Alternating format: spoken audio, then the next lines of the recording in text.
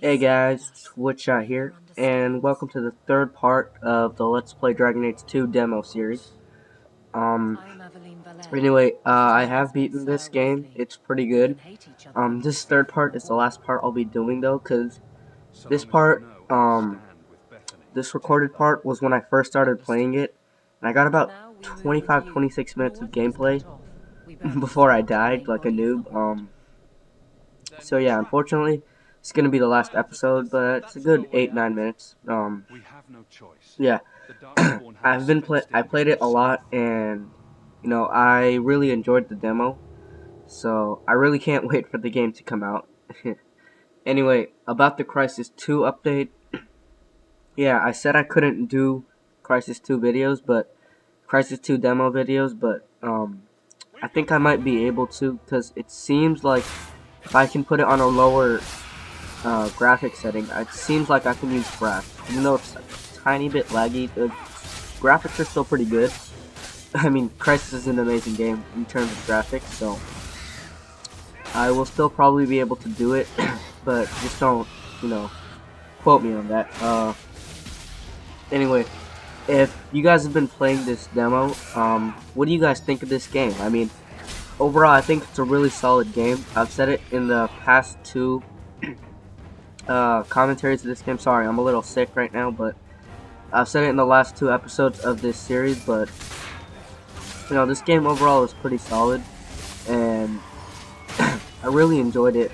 I mean, I already talked about this before, but they improved quite a bit from Dragon Age 1. I mean, just the combat system and everything is so good. Here, me and these three other people, we're getting, like, overrun by, Hurlocks, I guess. Hurlocks are basically those undead skeleton-looking thingies, if you guys didn't know. And by the way, the codex is back. If you look, it got new codex.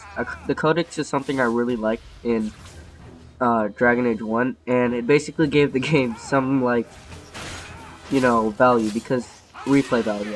I mean, you could play it over and over again, because it was really hard to get every single thing in the codex. So I spent a good amount of time doing that. I don't think I've gotten everything in the codex, and this is a weird glitch. I hit them through the rocks. I don't know if they're gonna fix that, but there's little glitches like that in the game. Like right there, as you can see, I killed him through the rocks, but it's not that big of a deal. Yeah, so I was talking about the codex. It was really fun to try and, find everything, because not only was it challenging, especially if you're playing on Nightmare mode. Nightmare mode was pretty damn hard, by the way. I don't think I've beaten it on Nightmare. I've beaten on the second highest level, but on Dragon Age 1 I'm talking about right now, but I'm not sure what the second hardest was. I think it was hard. I'm not sure.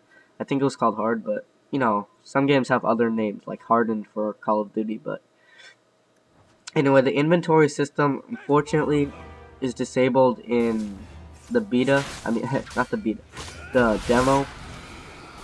So yeah, you pretty much, whenever you want to pick up something, you can just press take R. But it says that it's only disabled for the demo. It's gonna come back in the actual game, because that would suck if it didn't. And here, I think we're, I guess, called the boss, but it's the apprentice guy. And this guy isn't that hard to kill, especially since we have 4 people on one.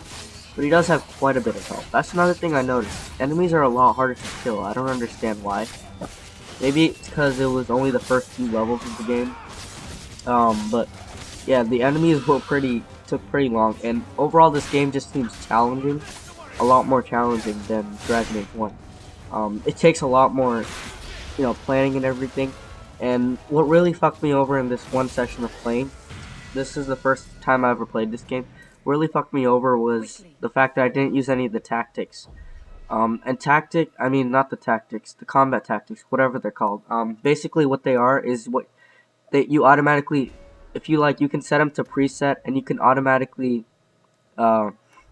order your party without actually clicking on them and doing it. So it does save you a lot of time in combat, and it's really useful.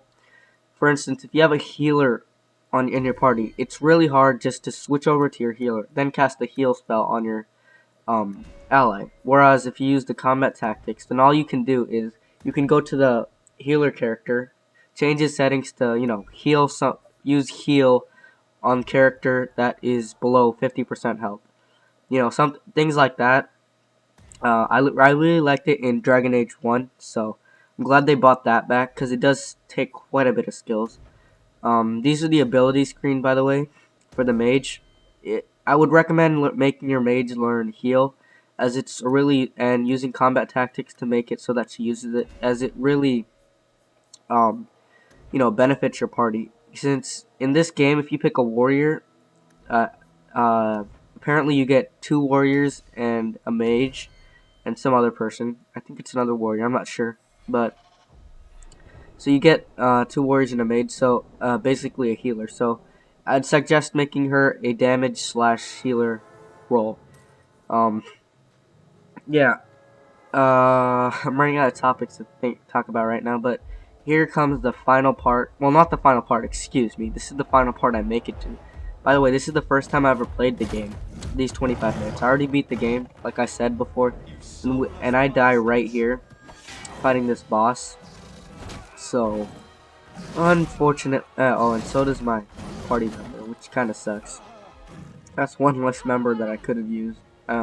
Probably could have survived if I had him. I really should have used tactics on this, because it was a real pain in the ass to switch over and try and heal. As you can see, this guy has like thousands of health. I can barely do anything to him, which is, yeah, they made it quite hard to do stuff, and we get like raped over here. As you can see, our health is going lower, and I'm resorting to my potions, but even that doesn't, you know, help us out that much, which really sucks. I mean, this part's actually really hard. I use the health potion, but it doesn't really help out. And the thing that really sucks about it is when you switch to another character, in order to like control that person, all the enemies just flood towards you, like you see happening right here. It's really gay. I mean, like, it's like the enemies know you switch characters. I don't really understand how that's realistic and how that works, but you know, it's a game. But no, in a minute or two here, I'm gonna lose all my characters, which really sucks. This guy was pretty powerful.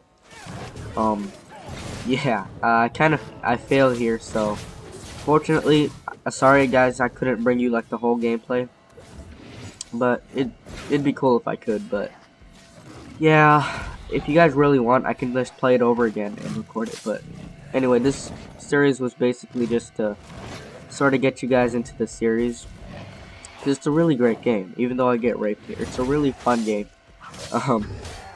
Yeah, it's a really fun game. I suggest you guys try it out. But yeah, this has been an epic fail by Twichshot.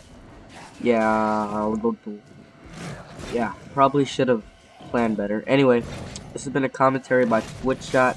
Hope you guys enjoyed this commentary, and hope you guys are enjoying this demo. If you guys already haven't downloaded it, it's available on Steam and Xbox Live. So, yeah, hope you guys try it out, and hope you guys like my videos. Remember to like, comment, subscribe. Really appreciate it, and peace.